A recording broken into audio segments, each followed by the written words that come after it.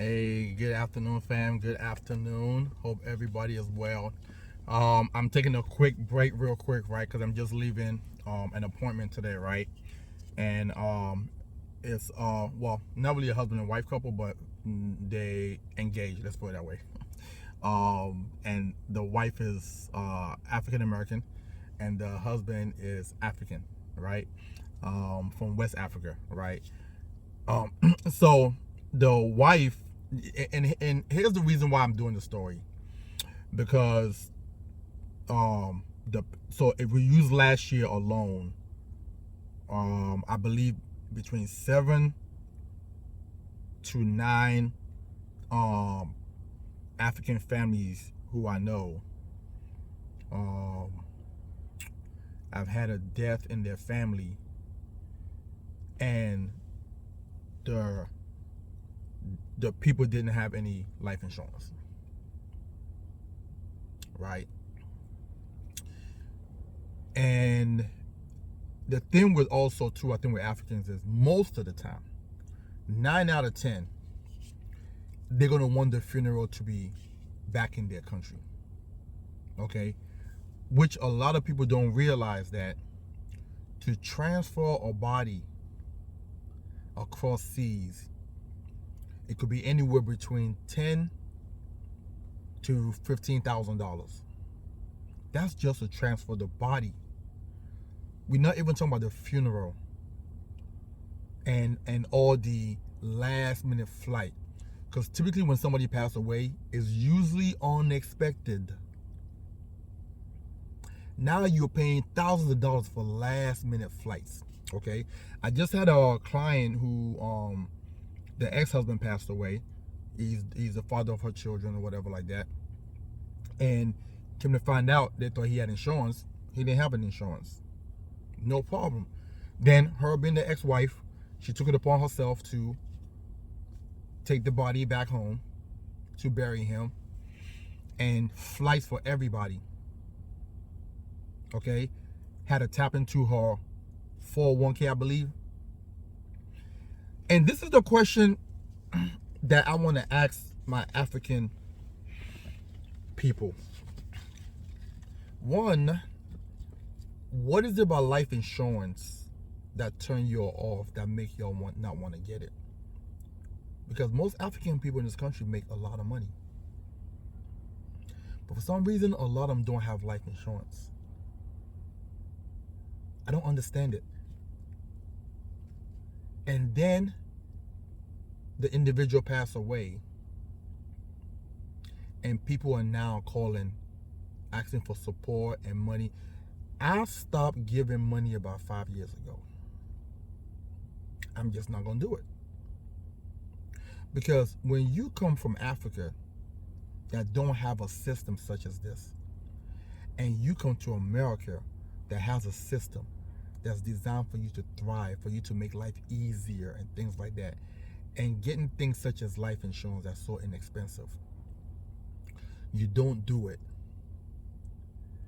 then your family now got to struggle to, one, not only find money to bury you and take you back home, but then two, have to come back and struggle without you, because now your income is gone and you're leaving children behind with no. So many people say, oh, I'm building my house back home, and and how is that going to help your children if something happens to you? Most of the time your children are probably not going to go over there. If they are second generation, if they're first generation, second generation, they're probably not going to go back there. So the question I want you guys to answer for me today is, what is it about life insurance that make y'all not want to get it? Like, you come to America and life insurance or all insurance are part of the system to make your life better, to protect you, to transfer wealth over, right? So what is it? I've been in business now for 16 years. 16 years, right? And out of probably almost 3,000 clients on the books, and I'm African, I'm going to tell you this. Roughly 1% or less than 1% are African clients. Which to me is crazy. Most of my clients are African American, Caribbean, white, Asian, and some Indians. But less than 1% are Africans. Because when I go into their home and talk to them about it, they tune out. They say, oh, I'm okay. Like the gentleman today, the guy has 4 children back home. 4 children back home under the age of 16. The young lady who is getting married to over here has 1 child, and she's getting life insurance. As a matter of fact, she had a small policy for $50,000. Okay, she saw one of my videos that somebody sent to her. Okay, then we ended up doing $250K for her today, and she was telling the guy she's about to get married to, hey, why don't you go? You got kids back home. Why don't you go and get insurance in case something happens? You know, your kids will be okay. He's like, oh, they'll be fine. This is what the gentleman said. They'll be fine.